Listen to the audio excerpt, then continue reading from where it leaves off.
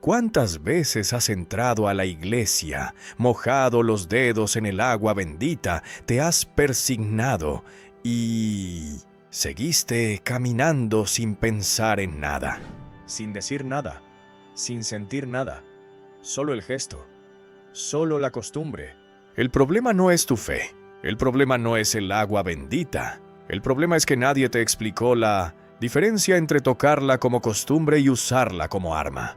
Y quizás en algún momento de tu vida te has preguntado en silencio, ¿para qué sirve esto realmente? Porque has rezado, has pedido, has usado el agua bendita, el rosario, las novenas, y sin embargo la casa sigue pesada, el hijo no ha vuelto, la enfermedad no se dio, la situación no cambió, y en ese silencio ha empezado a crecer una duda que da vergüenza confesar. ¿Será que la fe católica ya no funciona para mí? ¿Será que estoy haciendo algo mal sin saberlo? Eso cambia hoy. Quédate conmigo. Yo conozco a esa persona que llega el domingo a misa bien vestida, con una sonrisa en la cara, saludando a los conocidos en el atrio, y por dentro está cargando algo que casi no la deja respirar. Conozco a la madre que reza el rosario todas las noches por sus hijos y se pregunta si Dios la está, escuchando. Conozco al padre que trabaja y las cuentas no cierran y llega a casa con el peso del mundo encima, y lo único que sabe hacer es persignarse antes de dormir y pedirle a Dios que ayude. Eso no es debilidad, eso es fe en medio de la tormenta.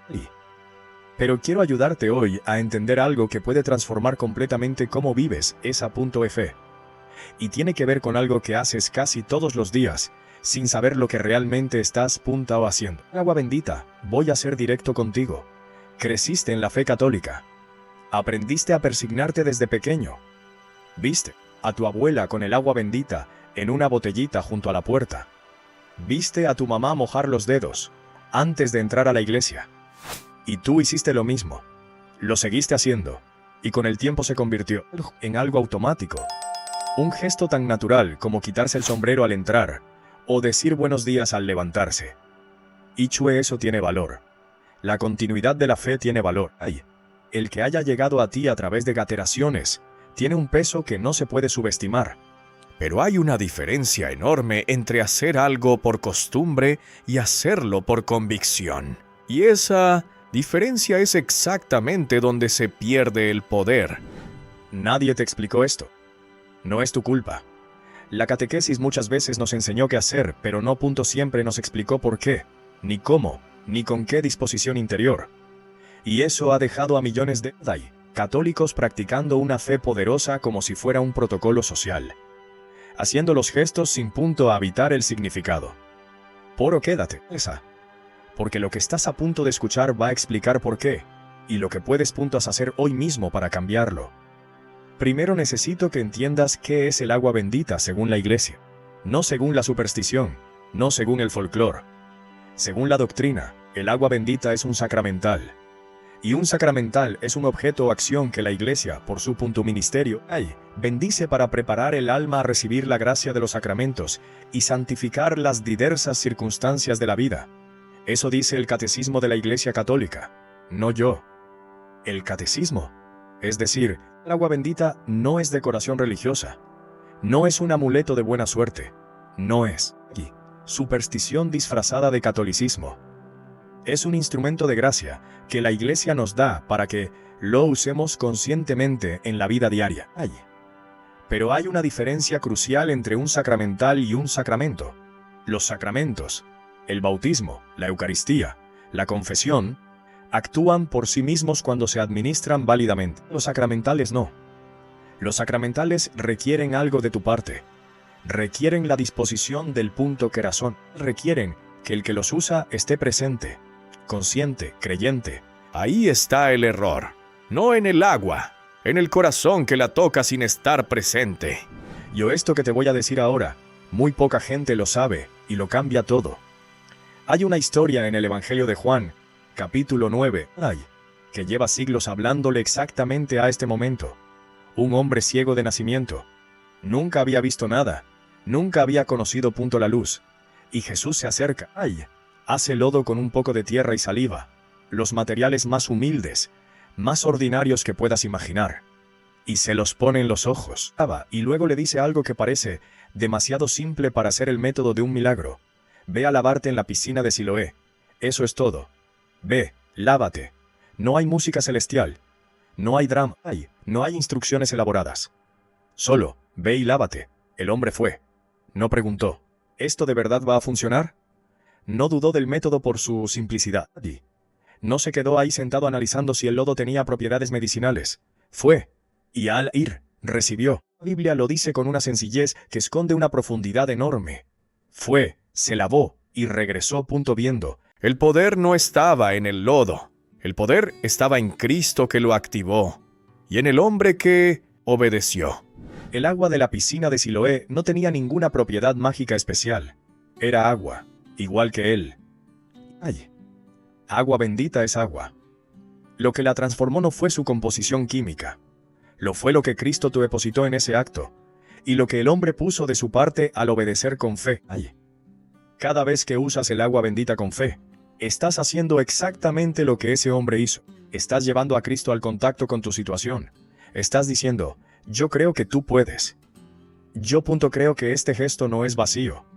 Yo creo que hay algo más aquí que agua. Algo que la mayoría de nosotros hace diferente al ciego de nacimiento. Y esa diferencia, es todo. El ciego fue con intención. Se movió. Actuó. No fue un gesto automático. Fue un acto de obediencia consciente.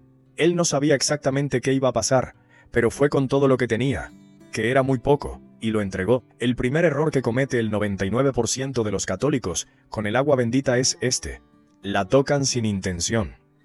La tocan sin estar presentes. La tocan como se revisa el celular al despertar. Por inercia, por hábito, sin pensar.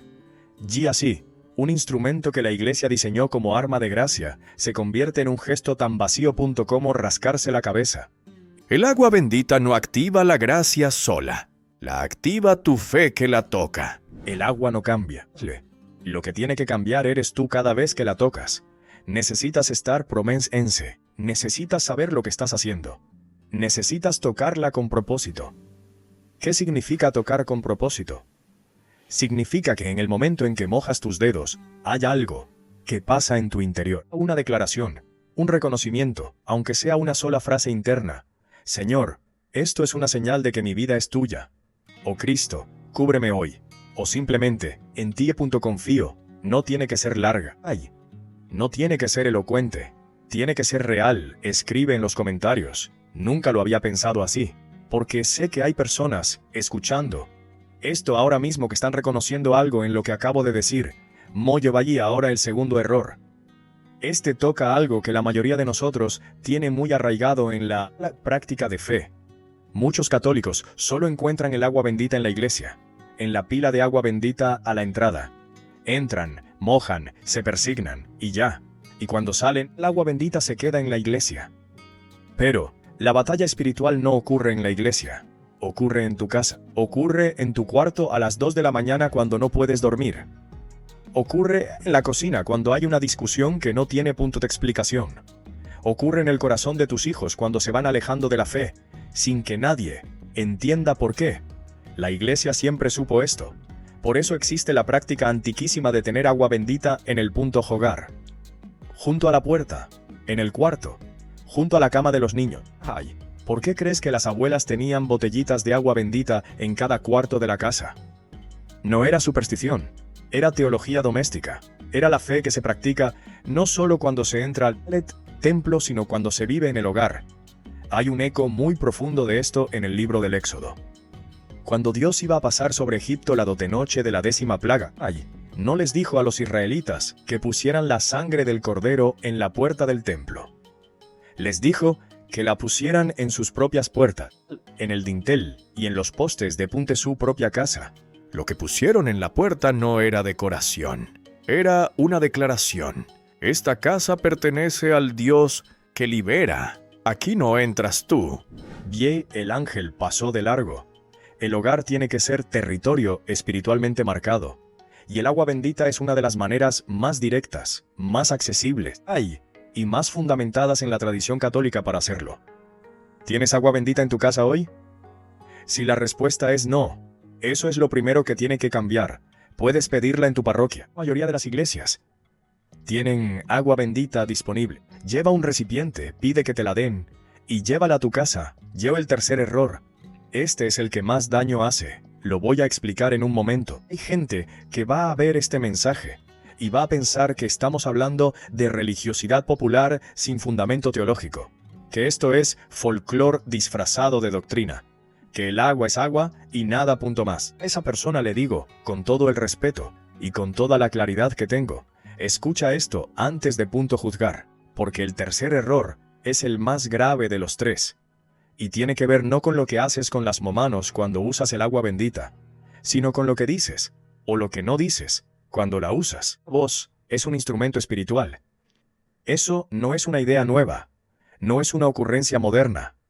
Es algo que la Escritura afirma con una .c claridad que no deja espacio para la duda. El libro de los Proverbios, capítulo 18, versículo 21 lo dice así: la muerte y la vida están en el poder de la lengua. No dice que la lengua puede influir un poco en las cosas. Dice que en ella está el poder de la muerte y de la vida. Eso es enorme. La real. El problema es que la mayoría de los católicos usa el agua bendita en silencio absoluto, sin decir punto o nada, sin declarar nada, el gesto sin la voz, el signo sin la palabra que lo habita. Y hay algo que se pierde ahí, algo que los santos entendieron muy bien. Hay un sacerdote en la historia de la iglesia que se llama Juan María Vianney, el cura de Ars, un hombre que vivió en Francia en el siglo XIX y que es considerado uno de los santos más grandes en la historia del sacerdocio católico. Miles de personas viajaban desde toda Europa para confesarse con él. Era un hombre de oración profunda y de fe extraordinariamente práctica. Y hay algo que está documentado en su vida que quiero que escuches. El cura de Ars mantenía agua bendita en la puerta de su rectoría. Y cuando sentía el peso del ataque espiritual, y lo sintió, muchas veces, con una intensidad que pocos sacerdotes han experimentado, no se quedaba en silencio. Usaba el agua bendita con voz, con declaración verbal, con autoridad sacerdotal hablada. No era un ritual mágico. Era fe activada por la voz, porque hay algo que ocurre cuando la fe sale por la boca. Cuando deja de estar solo en el corazón pombio solare, se convierte en declaración audible. Cuando el que cree lo dice, cuando el que confía lo proclama. El tercer error es usar el agua bendita sin hablar, sin declarar, sin ejercer la autoridad que el bautismo te dio. Y aquí necesito que me escuches con cuidado, porque esto es guerra espiritual, y quiero que lo entiendas bien. ¿Cuándo fuiste bautizado? No solo recibiste el perdón de los pecados, recibiste una identidad, recibiste una autoridad. Pasaste a ser hijo de Dios, no solo en el sentido sentimental de la expresión, sino en el sentido espiritual y real de lo que eso significa. Y esa identidad tiene consecuencias. Tiene peso, tiene autoridad sobre las fuerzas que operan en el mundo invisible. El problema es que a la mayoría de nosotros nunca nos enseñaron a ejercer esa autoridad. Nos enseñaron a pedir, a suplicar, a rogar. Y eso tiene su lugar. La oración de petición es hermosa y necesaria. Pero hay momentos en que la oración correcta no es una súplica, sino una declaración. No es, Dios, por favor, protege mi casa. Es, esta casa está cubierta por la sangre de Cristo, y un enemigo no tiene derecho aquí. ¿La diferencia? Una es pedir. La otra es declarar lo que ya es verdad en el reino de Dios. Cuando usas el agua bendita con declaración verbal, no estás haciendo magia. Estás ejerciendo la autoridad que Cristo compró para ti. Estás hablando sobre tu territorio espiritual, lo que ya es cierto en el cielo, para que se manifieste en la tierra. Y ahora te voy a hablar de algo que pocas personas conectan. El agua bendita y la guerra espiritual. Tecta en el hogar. Hay hogares que pesan. Tú sabes de qué hablo. Hay casas donde parece que siempre hay un ambiente de tensión que no tiene explicación lógica. Donde las discusiones estallan de la nada. Donde la paz no dura. Donde los hijos se van alejando espiritualmente sin que nadie entienda bien por qué. Donde la enfermedad parece instalarse. Donde las finanzas nunca terminan de estabilizarse por más que se trabaje. Hay personas que cargan eso durante años pensando que es mala suerte. O que es el destino. O que así es la vida. Necesito decirte algo con toda la claridad pastoral que tengo. Muchas de esas situaciones no son punto mala suerte. Son territorio espiritual que nunca fue reclamado. Son espacios que el enemigo habita, punto, porque nunca fueron conscientemente consagrados a Dios. El enemigo no necesita invitación dramática para moverse en un hogar.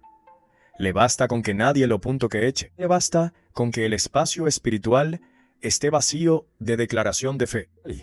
Cuando usas el agua bendita en tu casa, con fe y con voz, no estás siendo supersticioso. Estás diciéndole al enemigo: este terreno ya tiene dueño. Esta familia ya está cubierta. Aquí no operas tú. Y eso cambia las cosas. No siempre dramáticamente, no siempre de un día para otro. Pero cambia. El que no tiene enemigos espirituales es porque no tiene nada que el enemigo quiera. Si tu casa está siendo atacada, si tu familia está siendo presionada, si hay algo que no cede por más que por ores, puede ser que la batalla sea real y que necesites empezar a pelearla con las armas que la iglesia ya te dio. Ahora, quiero hablarte de un hombre en la Biblia que casi se pierde su milagro por exactamente la razón equivocada. Se llamaba Naamán. Era un general del ejército de Siria. Hombre poderoso, respetado, victorioso en la batalla. Y tenía lepra. Se entera de que hay un profeta en Israel que puede sanarlo, y viaja hasta allá con toda su comitiva, sus caballos, sus carros, sus regalos. Llega con toda la dignidad de un hombre puntrutecante. Y el profeta Eliseo le manda un mensajero. Ni siquiera sale él mismo a recibirlo. Con un mensaje que Naamán no esperaba: ve a lavarte 7 veces en el río Jordán, y serás limpio. Eso es todo. Naamán se enfurece, se indigna. Dice: ¿esto es todo? Me vine hasta acá para que me digan que me lave en un río. Los ríos de mi tierra son mejores que todos los ríos de Israel. ¿No podía ser algo más significativo? Fíjate bien, Naamán no dudaba del poder de Dios, dudaba del método. Le parecía demasiado demasiado ordinario, demasiado humilde para ser el canal de un milagro real. Estuvo de irse con su lepra. Sus siervos son los que lo convencen de intentarlo. Le dicen: si el profeta te hubiera pedido algo difícil, no lo habrías hecho. ¿Por qué no haces esto que es tan simple? Y Naamán bajó al Jordán, se metió al agua 1 vez, 2, 3, 4, 5, 6, 7. Al 7º su piel quedó como la de un niño. ¿Cuántos de nosotros hemos hecho lo mismo con el agua bendita? La hemos descartado, la hemos reducido, la hemos tratado como algo demasiado simple para ser real. Como algo que quizás funciona para las abuelitas piadosas, pero no para alguien que vive en el mundo real con problemas reales. Y en ese desprecio de lo simple, hemos dejado sobre la mesa una gracia que Dios quería darnos. Lo que parece demasiado simple para cambiar tu casa puede ser exactamente lo que Dios está esperando que uses con fe. El milagro de Naamán no estaba en las propiedades del río Jordán. Estaba en la obediencia que entró al agua. Estaba en la fe que bajó 7 veces aunque la razón decía que era ridículo. Quiero contarte algo que me compartió una familia hace algunos años. Una familia que llevaba mucho tiempo cargando un peso en su hogar que no sabían nombrar. Discusiones constantes. Un hijo que se había alejado completamente de la fe. Una atmósfera en la casa que todos sentían, pero nadie podía explicar. La mamá rezaba. El papá trabajaba y callaba. Los hijos vivían en esa tensión sin entender de dónde venía. Hablé con ellos varias veces, y en una de esas conversaciones les dije algo sencillo. Les dije: quiero que hagan algo esta semana, consigan agua bendita, y un día cuando estén en casa los que puedan estar, recorran cada cuarto, cada espacio, y mientras van rociando el agua, hablen. No tienen que usar palabras elaboradas, solo digan lo que crean. Esta habitación pertenece a Cristo. Aquí reina la paz de Dios. Lo que no viene de Dios no tiene lugar aquí. No fue un exorcismo, fue una consagración. Fue una familia reclamando espiritualmente el territorio donde vivía. Me dijeron después que no pasó nada dramático esa tarde. No hubo luces ni temblores. Pero en los días siguientes algo fue cambiando. La atmósfera se fue aclarando. Las discusiones fueron disminuyendo. El hijo, sin que nadie le dijera nada directamente, empezó a acercarse de nuevo lento. pero se acercó. No te digo que fue el agua sola. No funciona así. Te digo que fue una familia que dejó de solo practicar su religión y empezó a habitar su fe. Que tomó lo que la iglesia le había dado y lo usó con intención, con voz, con convicción muelloe. Eso hizo una diferencia real. Ahora quiero que hagas algo conmigo. No lo leas nomás. Dilo, aunque estés solo frente a una pantalla. Aunque te sientas raro diciéndolo en voz alta. Hay algo que pasa cuando la fe sale por la punto que boca. Di esto conmigo. Esta casa pertenece a Cristo Lo, que entra aquí y pasa por la autoridad de Dios. El enemigo no tiene derecho sobre lo que fue consagrado. Mi familia está cubierta, no por mi mérito, sino por la gracia de Cristo Lo que Dios ha bendecido. Ningún poder puede maldecir. Eso es declaración de fe. Eso es lo que cambia el ambiente espiritual de un hogar. Ahora quiero darte algo práctico, algo que puedas hacer hoy mismo, no mañana. Hoy primero, consigue agua bendita. Si no tienes, ve a tu parroquia esta semana y pide que te den un recipiente. La mayoría de las iglesias la tienen disponible. No hay ningún requisito especial. Solo paid segundo. Ponla en la entrada de tu casa, junto a la puerta. Que sea lo primero que toques cuando te entras y lo último cuando sales. Tercero, cada vez que la toques, estate presente. No lo hagas automáticamente. Toca con propósito. Di aunque sea en tu interior, Señor, esta vida es tuya. Cúbreme hoy. Cuarto, una vez por semana, recorre tu hogar con esa agua. Cada cuarto, cada espacio donde viven los tuyos. Y habla sobre cada lugar. No tiene que ser largo. Con fe y con voz es suficiente. Quinto, bendice a tus hijos con ella. En la frente. Como lo hizo el sacerdote en el día de su bautismo. Recuérdales, aunque no lo sepan todavía, que están marcados. Que pertenecen a Dios. Que hay una cobertura sobre ellos que el mundo no puede ver, pero que es absolutamente real. Esto no es nuevo. Esto es lo que la iglesia siempre quiso que hiciéramos. Solo se nos olvidó. Escribe en los comentarios. Hoy mismo lo hago. Si estás listo para empezar, dilo. Porque hay algo en la declaración pública de la fe que la fortalece. Yo y ahora, antes de terminar, necesito orar contigo. Por tu casa, por tu familia, por ese territorio que llevas tiempo sintiendo pesado y que hoy vas a empezar a reclamar. Cuídate. Esta oración es por ti. Señor, me detengo en este momento delante de ti, por cada persona que está escuchando estas palabras. Tú conoces cada hogar representado aquí. Tú sabes cuál está en paz y cuál está en guerra. Tú sabes cuál lleva años cargando una pesadez que nadie sabe nombrar. Tú sabes la mamá que reza sola porque el esposo ya no reza. Tú sabes el hijo que se fue alejando sin que nadie entienda bien por qué. Tú sabes el matrimonio que está bajo una presión que no cede. Tú sabes las deudas que no se mueven. Tú sabes el diagnóstico que llegó y sacudió todo. Señor, habla hoy a cada uno de ellos.